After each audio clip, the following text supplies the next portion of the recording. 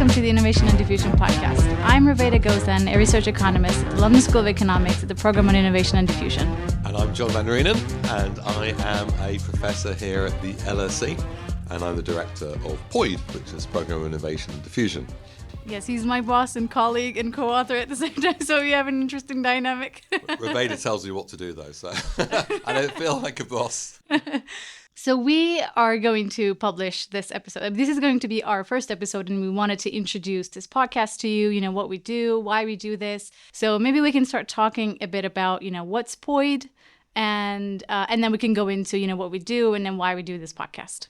Okay, so I'll talk, but first of all, I want to say how exciting I am to have this podcast series where we're going to be interviewing some of the leading thinkers that we have around the world on new technologies and the way that they're changing the world and the way that they're changing the economy. So we'll talk more about that, but I think you're going to find it a really exciting series of things to listen to. I agree. And then we have really important guests that we invited. So in each episode, we talk about a different topic. Sometimes, it's economic history. Sometimes it's health. So I think all the episodes that we recorded are so exciting right now. So I'll tell you what POID is, just to give the listeners a bit of background to it. It's non-politically aligned research centre based here at the London School of Economics.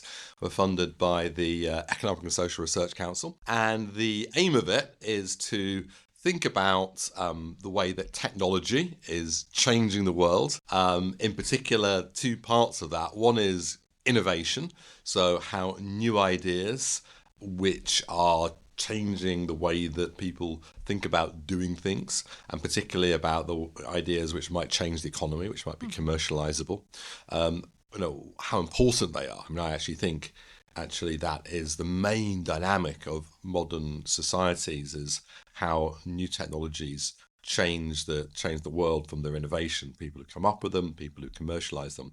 And then the second part of that is diffusion, and diffusion means how they then get spread. So it's actually coming up with new ideas is actually pretty hard. I don't know about you, Ruveyda, I find it pretty hard. But then once you've got the idea, you might think that's the end of the story. Everybody's going to copy the good idea. Once the first person came up with the idea of the wheel, then didn't the wheel go around the world really quickly, or a new kind of crop? Well, if you finding an idea hard, what are we going to do? Even if you... Well, I was going to say diffusion's not so easy either. It took a long time for the wheel to spread around the world. It took a long time for new kind of crops to spread around the world. And even that process of spreading the news, if you like, happens often quite slowly for lots of reasons to do with geography, to do with culture, to do with information. So both of those things, they're kind of coming up with new ideas, innovation, and their spread, diffusion are things which are super important for thinking about the way that countries develop, the way that people get their wages paid for, the jobs, a whole number of other things. Maybe we can go into, why we decided to do this. So I came up with this idea. We were talking about, what we can do for the innovation community. So this is Ruveyda's innovation, you could say. Doing a podcast, I don't know if it's an innovation right now. Everyone is doing it. But I thought it would be really nice because, so basically, let me tell you, what we do. So first, we interview an economist, or it doesn't have to be an economist. So we invite all the scholars like who contributed to the innovation and diffusion field. So we do not restrict our podcast to only economists. And what we do is we invite them and we talk about their research and what they do, and then what they find in their research. But I also wanted to ask them entertaining questions, in quote. So it's about, for instance, like if you can't be an economist in a parallel universe, what would you like to be? Or if you had a magic wand, what would you change in academia? Which I think it sounds like an entertaining question, but it's actually a deep question, right? Because they are very deep and important questions. It's also useful. It's actually kind of interesting and fun to think about, why many people are writing books and articles and appearing on TV, talking about things. What motivated them? What inspired them to be what they are? Ruveyda came up with this name, cheesy questions. They're actually very good questions. Yeah. I like them because, and most of the time I don't know. Let me see if I can relate to that notion. But I really like Hayek's tacit knowledge notion. When a person dies, all the knowledge accumulated, all the practical knowledge accumulated actually dies with that person. So it's kind of I really wonder. So that's why actually we included those choosy questions, because I wonder what people do, let's say, when they encounter a hard situation where, let's say there is it's a really hard question to solve. And then what do you do in this situation? Like, do you give up, or, are you a stubborn person and then you go ahead and try to solve that problem? So I really wonder these things as well. I mean, because those are the things that also define you and probably your work.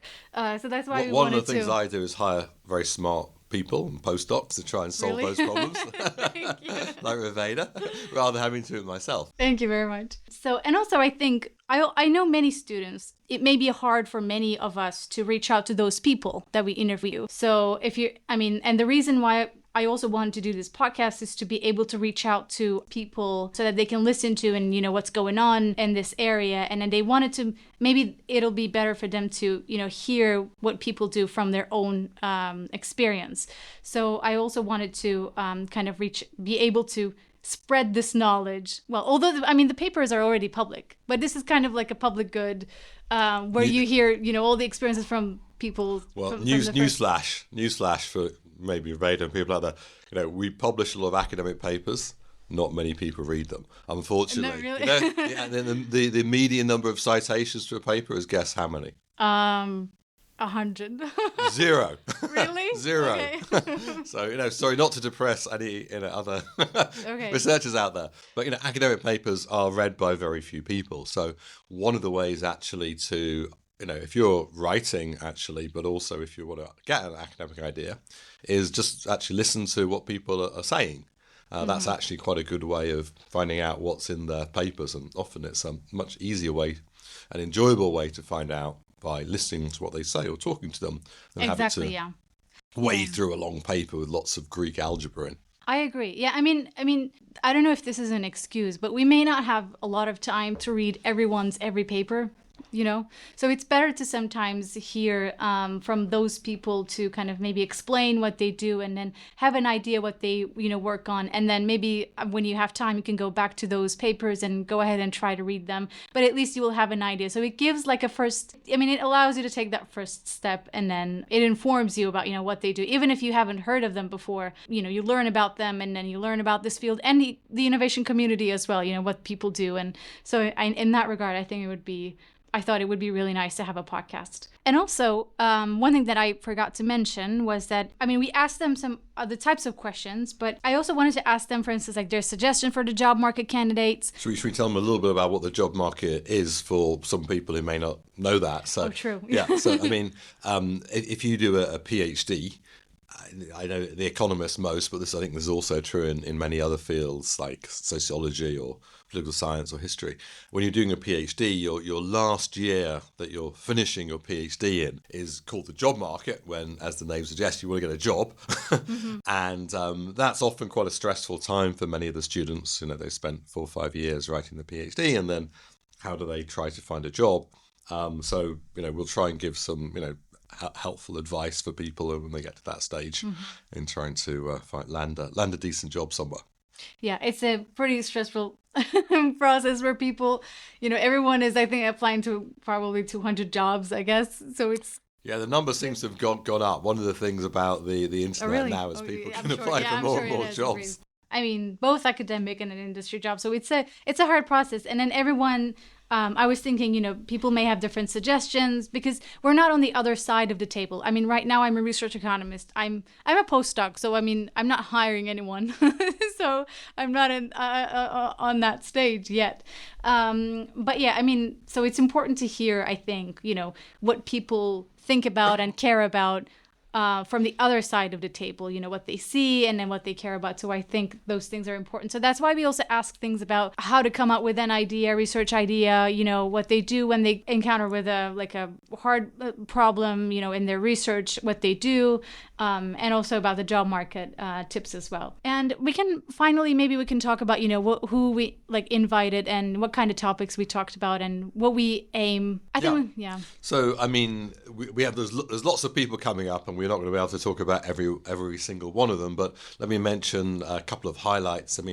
Next episode is going to be Ufuk Akagit, who is from the University of Chicago and fellow Turkish economist like Ruveyda. Yeah. And he and I have a new book out called, with a very sexy title, The Economics of Creative Destruction. Many people have been asking me what that means. You'll find out if you listen to the next episode.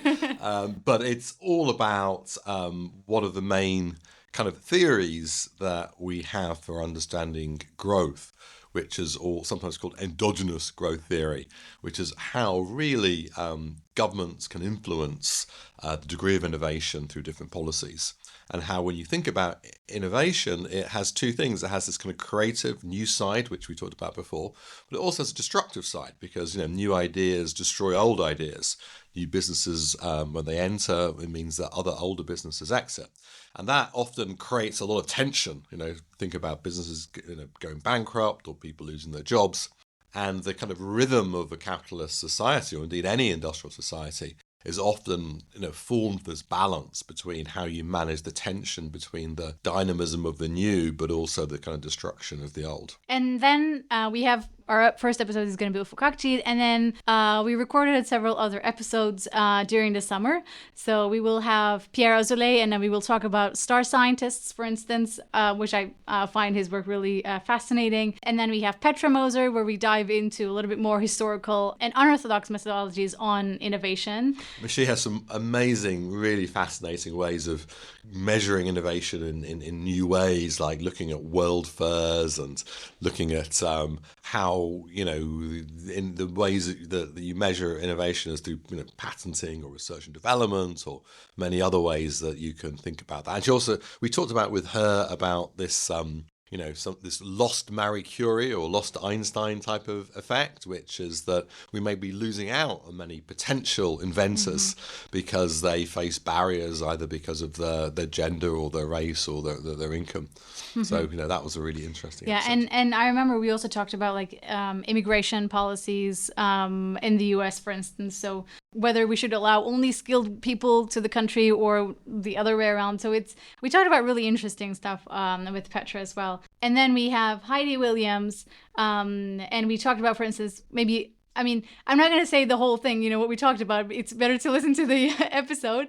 But I can say, for instance, one of the things that we discussed was, so why isn't there a solution for cancer, for instance? Is it because there's an economic disincentive, or is it are the incentives enough or not enough? Or is there something that we're doing wrong? Or, what should we do with the patent system? Is there something wrong with the patent system? So we go into really controversial issues with Heidi Williams. It was a really nice episode, that one as well. One of the things that Heidi also really emphasized, in fact, this is a theme running throughout the series of podcasts we're doing, is the close connection between the kind of theories and the policies.